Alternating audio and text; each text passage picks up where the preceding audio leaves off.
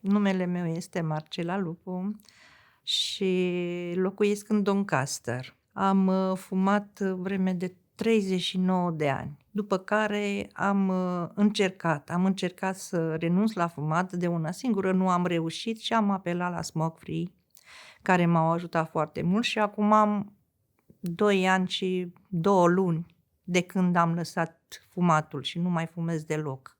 Deci, m-am luptat cu un cancer și mergeam mereu la Jasmine Center, la spital, unde erau cartonașe și cărticele cu Smoke Free.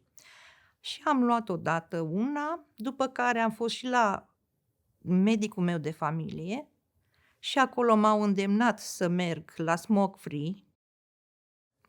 Doamna chimistă, deci a fost prima pe care am văzut-o când m-am dus la Smoke Free.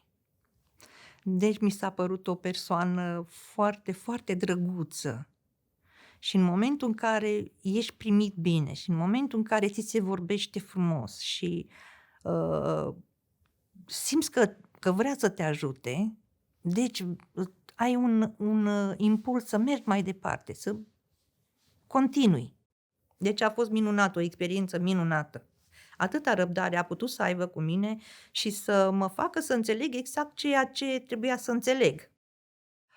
Mi se dăteau niște vouchere de la Smoke Free, doamna chimist îmi dătea niște vouchere, mergeam la farmacie și primeam produsele respective și chiar m-au ajutat foarte mult. Deci faptul că le primeam gratis, iar a fost încă un motiv ca să merg mai departe. Înainte eram nervoasă, tot timpul, chiar dacă fumam, eram nervoasă, eram întoarsă pe dos, irascibilă, dar acum sunt mult mai calmă, respir mult mai bine. Ei, acum, după ce am renunțat la fumat și nu mai fumez, mă simt ca un om liber. Parcă eram închis înainte când fumam, parcă ceva mă ținea, eram captivă. Acum, când mă trezesc, îmi vine să strig. Îmi vine să strig la toată lumea, lume, nu mai fumez și sunt ok. Nu mă satur să mai trag aer în piept. Simt că se duce aerul singur, nu trebuie să inspir eu. Deci e minunat. E minunat acum.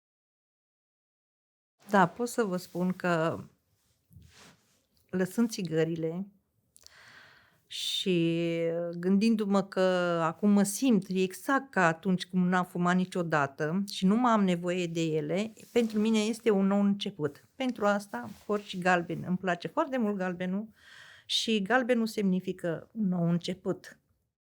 Deci mai mereu încerc să-mi iau ceva pe mine, ceva galben, portocaliu sau orice altă culoare care să-mi aducă aminte că eu sunt un om nou, cum ar veni. Un om nefumător, un om nou.